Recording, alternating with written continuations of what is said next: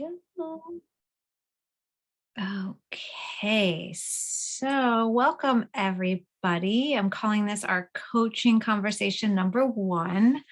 Um, Community curiosity and wellness through the functional medicine lens is kind of our framework for today.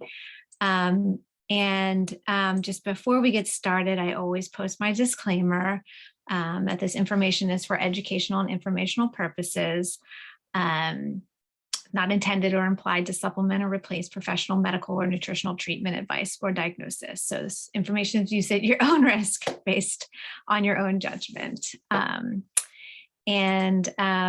Just want to welcome you all to the virtual coaching cottage. So if we had to be somewhere together, I closed my eyes and this was kind of the closest visual I could come up with. And visualization is one of the tools that we use in coaching, one of the somatic tools. And so this is kind of where I picture us to be. However, of course, we're all on Zoom, and I would love for you to picture where you want to be, right? As we kind of gather in community every couple weeks in the next 12 weeks. And in our cottage together, I hope that curiosity and discovery, growth, connection, and hope all live here with us. That is my wish. And I love to use this Maya Angelou kind of quote as my compass. I'm not afraid of storms, for I'm learning how to sail my ship. So before we get started, I thought it would be great to kind of just go over what a common definition of wellness is, because it's been defined so many different ways. And so I just popped this one up there because it seemed the most streamlined. And so this is the one that the WHO kind of quotes, that wellness is not the absence of disease or the opposite of illness. Wellness is rather the presence of well-being and the culmination of life and health-giving practices that include mindfulness, self-compassion, and energy that contributes to thriving. And thriving results from tapping into one's special talents, strengths, and purpose, having a growth mindset oriented toward learning and the ability to set and achieve the goals needed to grow. So I thought we just kind of start there and kind of a common ground on what my vision of wellness is. And really kind of during our time together, kind of outline over the next few weeks, how we're going to build this personalized wellness portfolio. So we'll do this by exploring the pillars of wellness with a focus on movement, nutrition, and sleep, as well as psychological choices as they relate to stress and connection, grief, self-compassion, boundaries, and life purpose. And we'll discuss and we'll explore how these, when they're optimized, can contribute to creating our own healthy soil from which we can all grow and certainly thrive. As a health coach, my role is evidence-based education coupled with behavior shifts. And by shifts, I don't mean these big, huge, overnight, shocking change shifts. I mean small, sustainable lifestyle shifts that over time lead to transformative, positive change. And just to give you some examples, which I'm sure you know what lifestyle shifts are, but they can be, there's a wide range. And so they can be simple as reframing a situation that currently brings you chronic stress, or making tweaks to a bedtime or wake time, or just incorporating 5 more minutes of new movement to your day. And so at the end of our sessions together, I will invite you to create SMART goals around a topic that may have inspired you to make a shift. And we'll talk about SMART goals later. And to give you kind of an idea of the health coaching context, as a coach, I think about lifestyle interventions as therapeutic. And health, we view it through the marathon approach, not the sprint approach, right? So we're in this for the long haul. And then together in community over the next 12 weeks or so, I hope you will engage your growth mindset, of course, flex your curiosity muscle, explore, ask questions, consider. And I invite you to think of life as a science experiment. trial and correction, not trial and error, but trial and correction. And what we'll do is we'll write our thoughts and shifts in a journal. And then at the end of the 12-week training, which will only be 6 of those weeks with me, we'll hopefully have 6 goals, that you can kind of revisit, get to work on wherever you are in that change process, but you'll have some things kind of jotted down. And during our sessions, there'll be opportunities to safely share, discuss, and ask questions. And I listed the benefits of sharing within our group, just because sometimes it's easy to just say, well, I don't have anything to contribute right now. I'm just going to be in the passive voice. And that's totally fine. But I definitely wanted to also just flip it on its side a little bit and say, when we share, we deepen our experience. When we share and we say things out loud, we provide meaning and relevance for those sharing and those on the receiving end as well. When we share, we create connection and community. And we also might help someone move their needle closer to an insight or goal. And then also when we share, we provide ideas and motivation for others who may feel stuck. So just something to keep in mind. And then another quick note about journal action. So hopefully all of you have your journal. There are many ways to journal. And this came up in our last session together about, what sometimes the word journal can be overwhelming to some people, right? I don't have enough time. I don't really want to write full sentences. And so I just threw this up there to say, here are some examples to journal, right? It can just be some bullet points. It can just be some thoughts. It can be a list. It can be a drawing. It can be free writing. It can be a collage, or just simply words on a paper. So just to take the pressure off of yourself when you hear the word journal, know that you have options. You're not there to write a book if that's not what you feel like doing. So for today, we'll talk about what is functional medicine, what is a health coach, and we'll really take kind of a high level view of 3 of my favorite wellness coaching tools, the Wheel of Life, the Wellliked vision statement, and SMART goals. We'll have lots of time to share, hopefully, and we'll have some Q&A. So let's get started. So just so I can kind of get an idea, how many of you kind of know what functional medicine is or are familiar with it? You can just raise your hand. Yeah. Yay. Okay, so I see some hands raised. Great. So I thought I'd throw up some information here just so we have some common definitions, but really can be described as an extension of conventional allopathic medicine. So in this description, conventional medicine is most appropriate for the treatment of acute conditions, whereas functional medicine offers an approach to the treatment of chronic conditions. The science of functional medicine is grounded in the marriage of molecular medicine, nutritional biochemistry, physiology, and cognitive sciences. And functional medicine uses the approach to evaluation and treatment by functional medicine practitioners, and it involves conceptualizing disease and chronic conditions as a function of imbalance in one or more of the following areas. So environmental inputs, including nutrition, GI function, immune system function, inflammation, oxidative stress, detoxification, biotransformation of the internal and external toxins, hormones and neurotransmitters, and or structural alignment.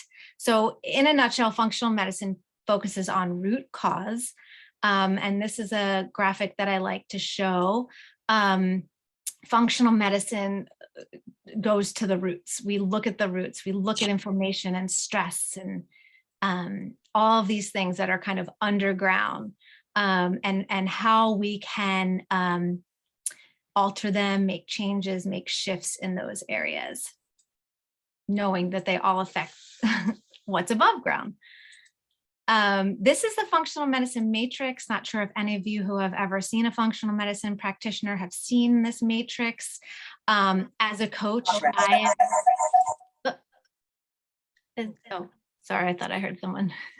As a coach, I function on in the areas that are yellow, and the clinical functional medicine practitioner would focus on everything else in here. So just to kind of give you just an idea of this matrix that can be used in a visit with a functional medicine practitioner. And this document's from the Institute for Functional Medicine. So what, again, is functional medicine? So functional medicine practitioners ask the question, why? Why is this happening? Why is this imbalanced? They spend time with their patients, listening to their histories and their stories, and looking at the interactions among genetic, environmental, and lifestyle factors that can all influence this long-term health and complex chronic disease. So I always get the question, is functional medicine the same as integrative medicine? And I say they're very similar disciplines, but functional medicine takes it a step further to identify and address the root cause of disease. So simply put, again, functional medicine combines the wisdom and application of traditional medicine with alternative treatment modalities that weigh heavily the impact and importance of lifestyle choices. And that's where a functional medicine certified health coach comes in to support those lifestyle choices. Functional medicine practitioners include MDs, NPs, DOs, naturopaths, PTs, nutritionists, chiropractors, psychologists, social workers, orthodontists, etc. The list goes on. So what happens is folks in these areas will then go and get an extra certification in functional medicine post their certification. If you're ever looking for a functional medicine practitioner in your area, if you go on this website, ifm.org, find a practitioner, you can search by your area and where you live and what you're interested in, and you can see what's available to you. So what is a functional medicine health coach? And this is just, again, to kind of lay context from where I'm coming from, and so you know kind of what lane I'm in. So health coaching is a conversation. It's not me telling my clients what to do. I ask a lot of questions as a health coach. And I support lifestyle shifts that are integral to the functional medicine approach to healing and wellness. So we're part educator, part advocate, part cheerleader, part health hacker, part accountability partner, and 100% dedicated to clients. As a coach, I help clients leverage their character strengths. I create safe spaces to collaborate with health practitioners if appropriate, provide evidence-based resources. And so this is where I come to the Wild West, right? So I'm sure you've seen advertisements or, listings for, I'm a health coach, I'm a health coach, I'm a coach, hire me, I'm your coach, I'm your life coach. And so kind of a little inside joke is that in the health coaching industry, we call it the Wild West because many people call themselves coaches, right? And so the good thing is the International Consortium for Health and Wellness Coaching put together a list of coaching programs that they've vetted. And so that they vetted and they consider to be appropriate and approved training and education programs rooted in science. And that's where I land. And so where I landed with the Functional Medicine Coaching Academy, which is where I went. And that it's a year-long training and the only program in collaboration with the Institute for Functional Medicine, part of the Cleveland Clinic. It's the only coaching certification program that has completely incorporated functional medicine and functional nutrition into the curriculum. What I will say is health coaches don't tell you what to do. I think I mentioned that, and we don't prescribe and we don't fitness train.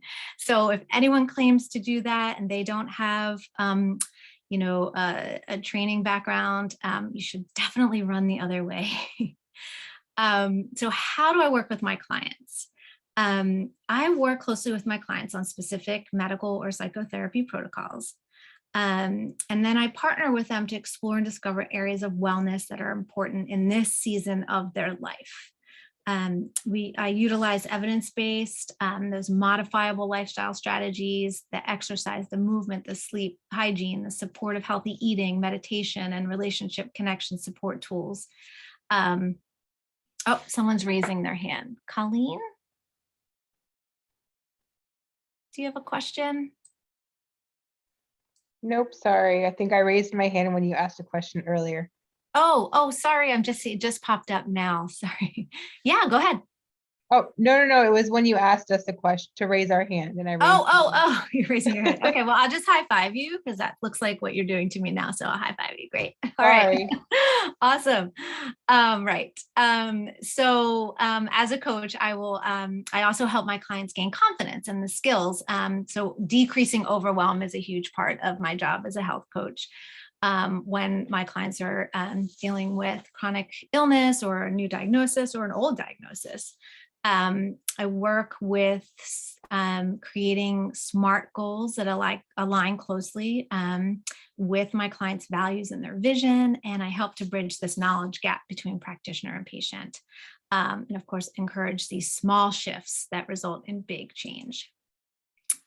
Coaching sessions look like starting with creating this Wellliked vision statement, which we will get to later on, that serves as our guidepost. And I usually start off with a 5 sessions package with my clients. We use the Wheel of Life tool that we'll also get to in a few minutes to help my clients identify an area of life to focus on. We create those SMART goals. We identify obstacles and then strategies around them. And then we also identify ways to sustain goals. And then, of course, the whole way through, we're trying to add to this wellness portfolio. So can people really change and shift behaviors? And thankfully, yes, the answer is a big fat yes. And thanks to neuroplasticity in the brain, right? So the brain has the ability to grow, adapt, and change, thankfully. And this mechanism for change can be explained as those neurons forging new connections. So creating these new pathways and networks to the brain. So these robust neural networks that last, so you want the ones that will last, right? Likely require months or, about a year or more of client-directed neuroplasticity or action. So that means someone can't tell you what you should do, right? You have to actually be direct. You have to self-direct yourself in order for this neuroplasticity to really kind of take place. So this brings us to the Wheel of Life, one of my favorite coaching tools. So did anyone have a chance to fill this baby out? Work on it. You can raise your hand or not. Okay, looks like someone did. So I'll pull it up just so we have it, right? So this is what the Wheel of Life looks like. And it's a great tool to kind of go through and rate yourself on a scale of 1 to 10, and you can just kind of place it in that little quadrant of how satisfied you are with your life, kind of, as you kind of reflect on the state of the season that you're in right now. And this can change, this Wheel of Life, right? So it's almost worthy of doing quarterly, just to kind of see where you are. And so I guess for those who had a chance to go through it, well, did anything come up? Did anything kind of surprise you? And when you think of the Wheel of Life, think of it as that snapshot in time, right? It's fluid. It's almost like your balance barometer. So really, the question is, did anything surprise you the most as you were filling it out? No. Anybody? Can you put it back up just so maybe we can talk about it? Yep. Hang on 1 sec. Yeah, I'm going to go back that way. There we go. So, all those categories. I can share, Jennifer. Mm-hmm. Is there any, I noticed that some of the pieces of pie are different sizes. Yeah. Is there anything I should infer about that, or is that just random? No, I think, I mean, not that I consider in my coaching. Okay. I think it's just the design, really. Yeah, but good question, good observation. But no, there's no significance, I think. I think friends and family, if you kind of look at it, it's probably one pie, could fall into one pie almost, but it doesn't, I think it's really up for interpretation too. And really, I encourage my clients too, if there's another category that you don't see, please add it, off to the side. Can you hear me, Jennifer? Yes. I would share my screen, but no one wants to see me down Oh, with hi, COVID. Marie. Is that you? I can tell. Hi. I'm Hi. Yeah, it's day 3. Oh. And I know everyone's just meeting Jennifer. I just have to say she's the most amazing coach ever. And I'm so grateful for her and what she's done for me in my recovery and life. So Thank you, Marie. Very kind of you. But the Wheel of Life, when I did it, it was just like, here I go again. Like, I feel like every year it's like such an awakening of like, oh gosh, I really have to get in balance. And when I tend to focus on the opposite area that for the next year, like that we're low the year before, like it ends up then becoming off balance in the opposite direction. So, like when I'm really working on my career and money, sometimes my relationships and like spirituality will kind of, I don't know. I think what I'm trying to say is it feels like a lifelong process of always looking and then working on trying to balance all areas. So it's always insightful. And I try to do it like the first of the year. So thank you for bringing this to us, Jennifer. Oh, yeah. That's a great observation, Marie. And yeah, and I think the idea too behind the Wheel of Life is that like we can't focus on everything at once all the time, right? So we should in some ways gain some confidence for the areas that we are feeling satisfied in, and we should look at the quadrants that are kind of at a 8, 9, and 10, right? Because those we can kind of rest, right? So there really isn't any onus on getting to the quadrants that are lower either. I mean, that's completely personal. Even though our brains always kind of shift to the negative, our brains just naturally go to, well, where am I low? Anyone else want to share about the wheel? Any thoughts, any surprises? I do. Hi, I'm Natalie. So it's funny. So I was diagnosed last August and, just finished chemo, and I'm still, in the thick of things. But it's a question that I consistently think about when grading my health and well-being, because I always considered myself to be healthy, but now I have this diagnosis, which, we tend to relate having, I call it the big C as not being healthy, but the rest of me is healthy. And so defining that area, I eat fairly well, I've exercised very well. So there's always that looming question, why did I have this happen? I breastfed my 3 kids, but in looking at the Wheel of Life and coaching, or, having to choose a number, there's a little bit of a battle between what my body is telling me and versus, what I thought I was healthy, if that makes sense at all. Mm-hmm. So, and I'm still in the middle of everything. So, it's like, well, how do I choose a number when, again, I think I'm healthy, but I'm not, so to say. Yeah. Thank you for sharing that. Sure. Yeah. And I don't think there's a right or wrong answer, Natalie, to be honest. It's what we believe, right, is our story and what we're putting out. So it's interesting to see how that falls. I think somebody else raised their hand. I did. Okay, go ahead. Allison. Let me put my hat on. Sorry. So I am fascinated with the definition of functional medicine. I think it's awesome how you get to the root of things. What I've learned, I started a new job last year, so it was during COVID.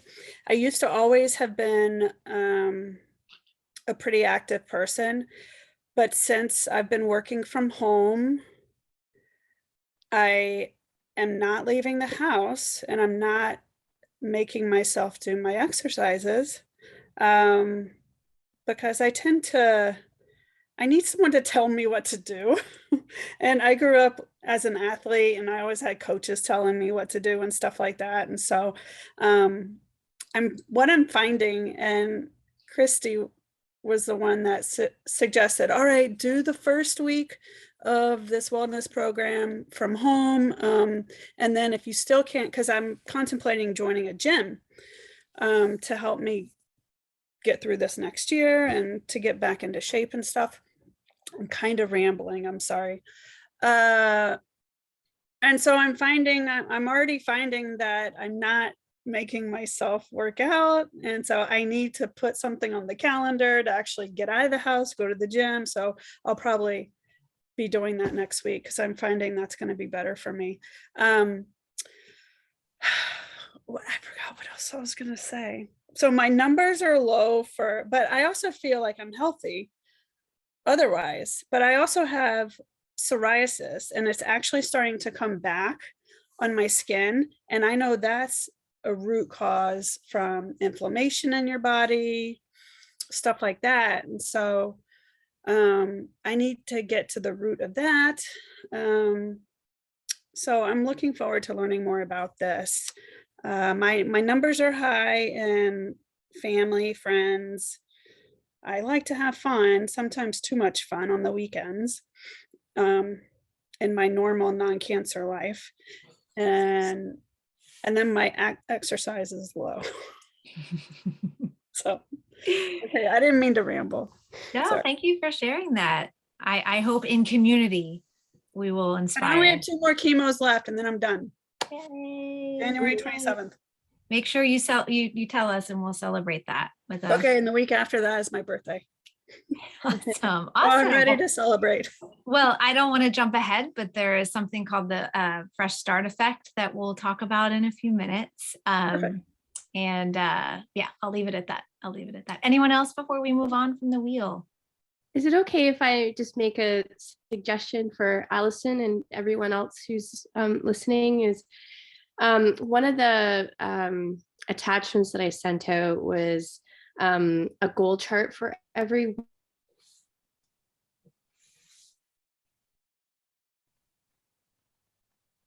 You're frozen. Uh-oh. Or am I frozen? No, I think Jillian, you froze. Jillian, is everybody else here? I see heads. I just heard okay. goal chart. Goal chart. Okay, I'll keep moving, and when she unfreezes, it's what a metaphor or not for today. It's freezing. We'll welcome her when she unfreezes. So in the interest of time, I'll keep moving. So you have your journal. So, feel free to, jot some things down. And so the wheel of life can then help guide us in the creation of this Wellliked vision statement, and then SMART goals that we'll talk about. What Jillian was talking about, goals. So the next tool in coaching is this Wellliked vision statement. And this describes your values, your strengths, and your goals. And it can be just a simple statement. Again, no pressure to create this long, dreamy statement. But feel free if that's the way you want to go. And it can be simple, and it can focus on your health or your professional goals, but it's intended to orient you toward your long-term dreams and goals. And it's a statement of who you are and kind of what health promoting, life-giving behaviors you want to do consistently moving forward.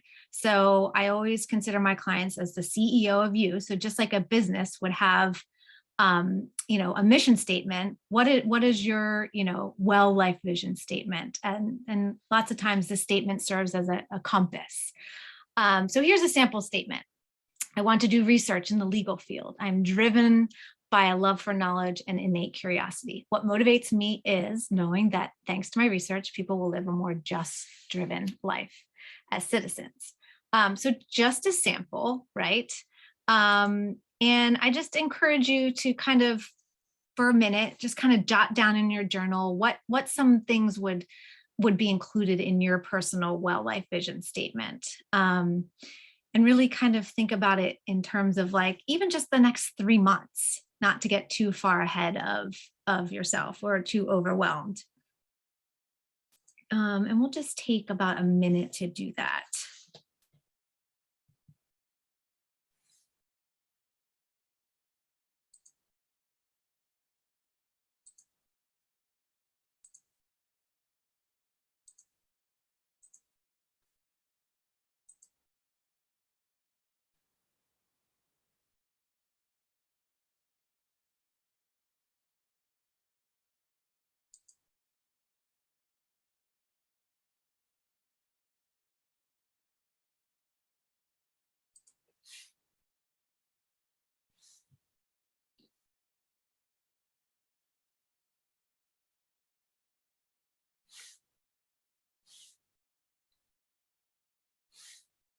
Okay.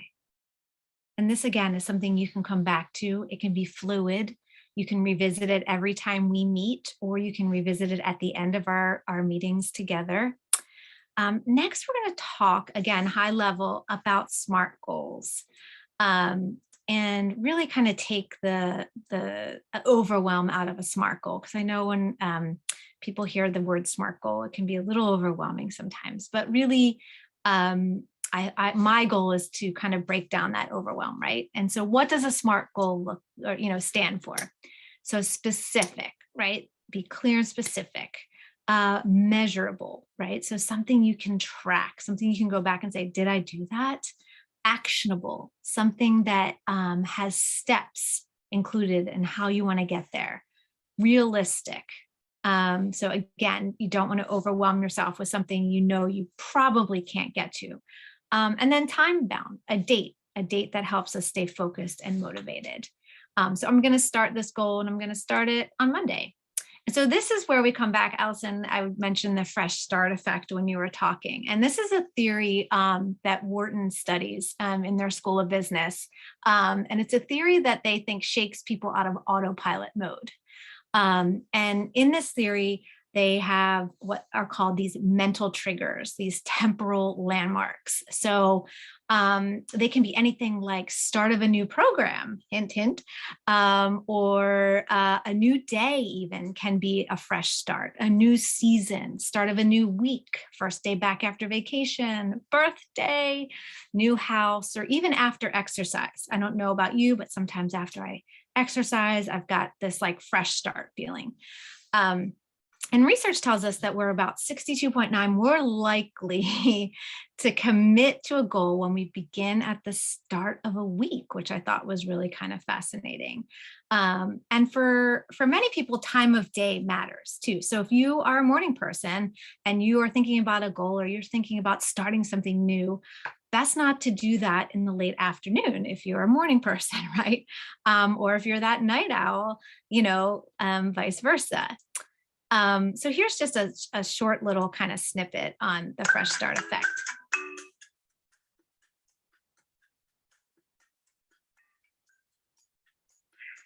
The fresh start effect describes a phenomenon that many people may already be familiar with when they think about New Year's. So at the beginning of a new year, many people create resolutions to do things that they know they should do. And part of the reason for that is it's the beginning of a new cycle. Last year's failures are something that can be ignored and moved past. My research with Heng-Chen Dai and Jason Reese has shown that the fresh start effect is much broader than just the New Year's effect. We actually see that at the beginning of a new month, the beginning of a new week, following birthdays, and following federal holidays, people are showing the same kinds of patterns where they're more motivated to pursue their goals. So for instance, we see that people are more likely to search for the term diet on Google at the beginning of those different fresh start cycles, that they're more likely to go visit the gym and exercise. When looking at the fresh start effect, not only have we done analyses of historical archival data sets to look at when people are most likely to pursue their goals, but we've also tried experimenting to see if we can use the fresh start effect as a tool that can help people pursue their goals more actively. In one study, we brought in hundreds of participants And we asked them to tell us about a goal that they hope to achieve. After they told us about that goal, this was in the winter of 2014, we mentioned to them that we'd be happy to send them a reminder about their goal and encourage them to pursue it later in the year. Participants in our experiment were randomly assigned to one of two groups. In one group, the list of future dates included March 20th, and March 20th was listed as the third Thursday in March. In another group, the same set of dates was listed as an opportunity for receiving a reminder, including March 20th, and March 20th was listed as the first day of spring. So that was our fresh start framing, reminding people that March 20th marked the beginning of a new cycle. What we see is people are more excited about receiving a reminder, more of them selected March 20th as the date for that reminder when it was listed as the first day in spring. So we're doing a number of follow-up studies. For instance, we're doing one study where we try to encourage people to sign up for a retirement savings account. And past research has shown that people are more excited about signing up for retirement savings when the savings contributions will start later than when they'll start right now. And so we leverage that idea that people are excited about having retirement savings deductions taken out of their paycheck in, 3 months, but not today. And we randomly assigned some people to get an opportunity to sign up in 3 months. And others got the same opportunity to sign up in 3 months, but that 3-month date corresponded to a special fresh start day. So either 3 months would be their birthday or it would be a holiday. And we'd say to people, how about signing up for retirement savings following your next birthday? Or how about signing up following New Year's? And we're really excited to see whether or not we'll have higher sign up rates following those fresh start dates. I think it's really important to understand when people are most motivated to pursue their long-term goals, because we know that there are a lot of people who don't successfully achieve those long-term goals. And if we can better understand when it is that people are most open and most likely to follow through if given the proper tools and encouragement on achieving those goals, then we have the power to intervene and create better outcomes in the long run. So kind of an interesting take on fresh starts, right? And everybody, I think it's personal, right? Everybody has that fresh start on a different day, different day of the week, different month. And then I always love this, this quote, a goal properly set is halfway reached. So just a nod. So let's practice crafting that SMART goal. And this is just practice for now, right? So, or it doesn't have to be practice. Maybe this is something you want to stick to. And so this fun fact that the research shows that the act of writing down a goal on a paper regularly, so you have to do it regularly, makes us 42% more likely of following through. So just a little fun fact in the importance of writing something down. So really, I just want to invite you to identify maybe one small action, small shift as you begin this program that you would like to make to achieve more balance. So you can think of the wheel and think of it in the next, the context of the next 3 months. And really, this can serve as your compass. And when I talk about small actions, I love to use the habit stacking theory too, right? So, habit stacking. So if your goal is to walk more, could you stack that with something you're already doing?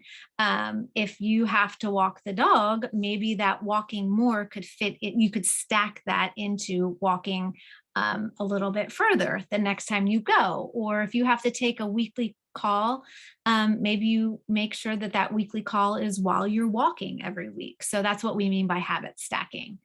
And here's, as you kind of identify that one small action or that small shift, I love to ask this question: when things get quiet, what gets loud for you? And that can often kind of spur some ideas or spur some thoughts for people. So why don't we take about 2 minutes and just practice crafting this SMART goal. Remember this: specific, measurable, attainable. And I'm going to throw up that acronym back again: realistic and timely. And here's an example of a SMART goal. Again, doesn't have to be just like this. Can be bullets. Want to increase my typing speed, 50 words per minute to 65 words per minute within 3 months. I will set aside 15 minutes to practice. and take time tests. I will start on Monday. And we'll go ahead and we'll allot those 2 minutes right now to kind of just, even if you're writing down the word SMART is a step in the right direction.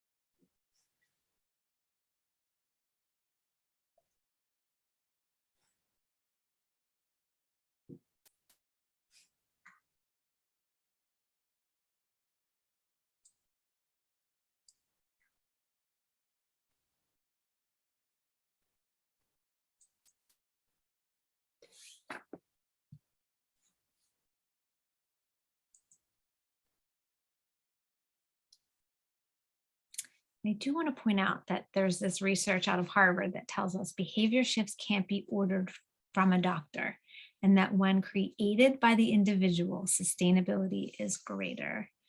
And that is something I truly believe in as a health coach.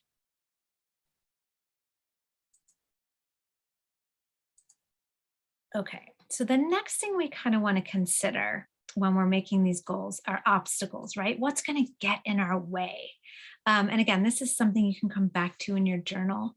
But when you're thinking about this goal or this little shift, is there something that's going to get in your way? If so, how can we strategize around that? And again, right now, the important thing is to just identify, right?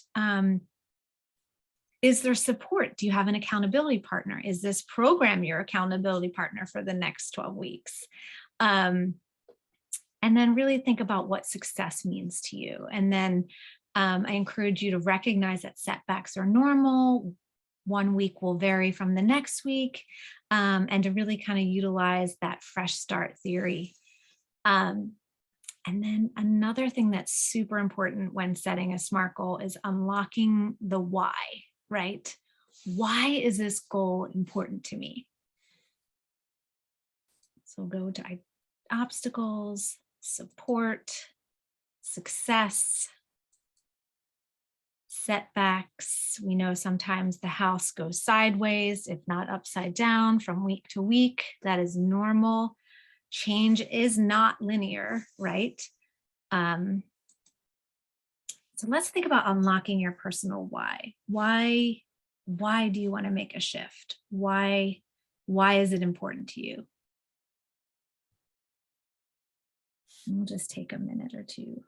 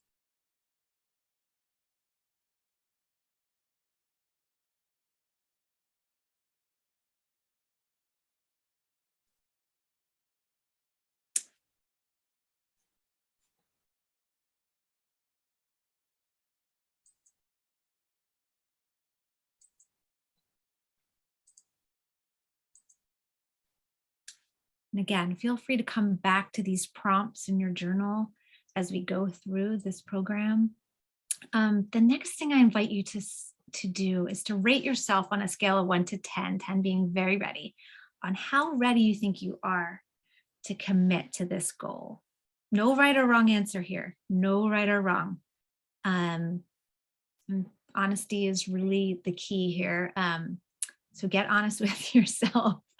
And really, again, you know, kind of shifts or changes kind of ordered, you know, from you or from inside. are the most valuable. So in this snapshot of time, you can rate yourself on a scale of 1 to 10. No shame.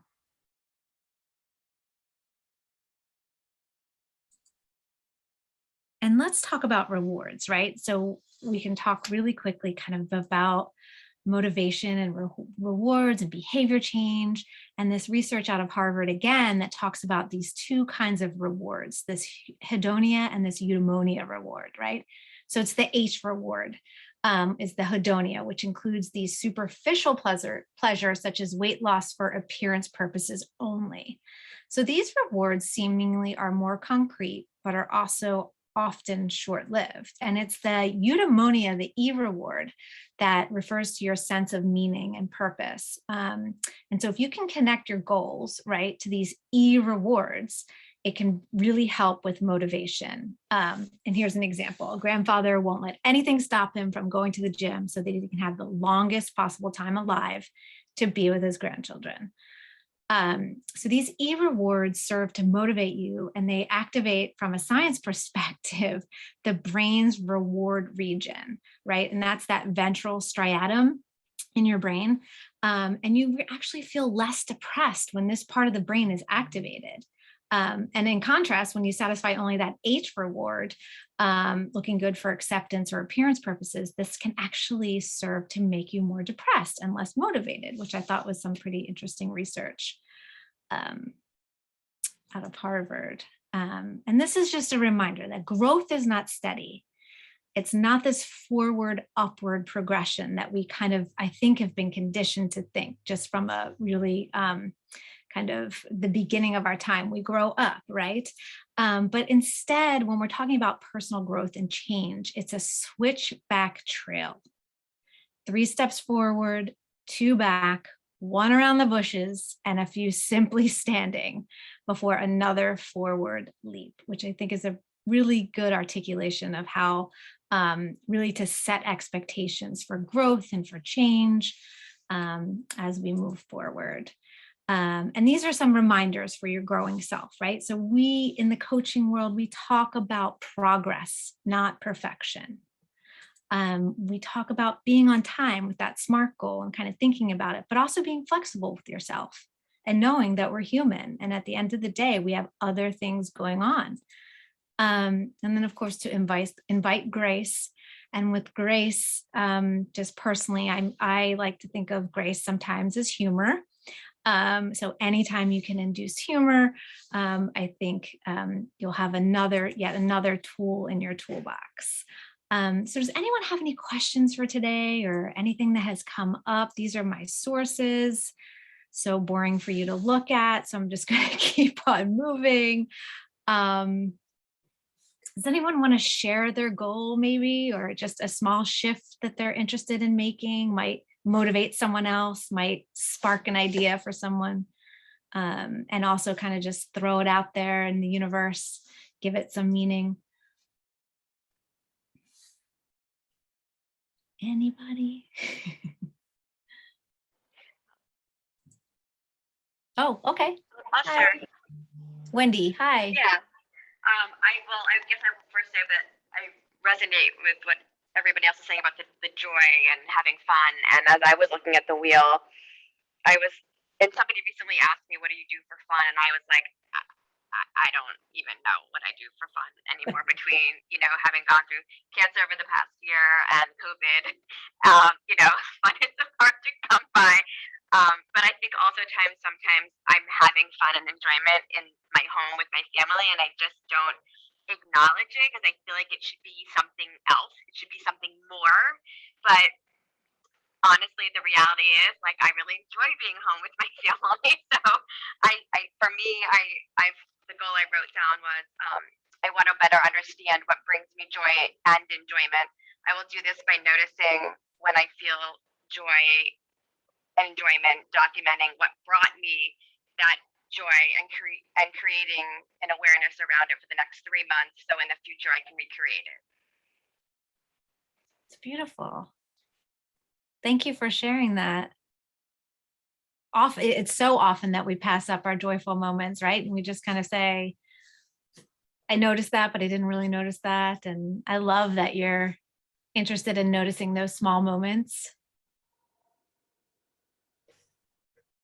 Anybody else want to share? No. Okay. No pressure. No pressure.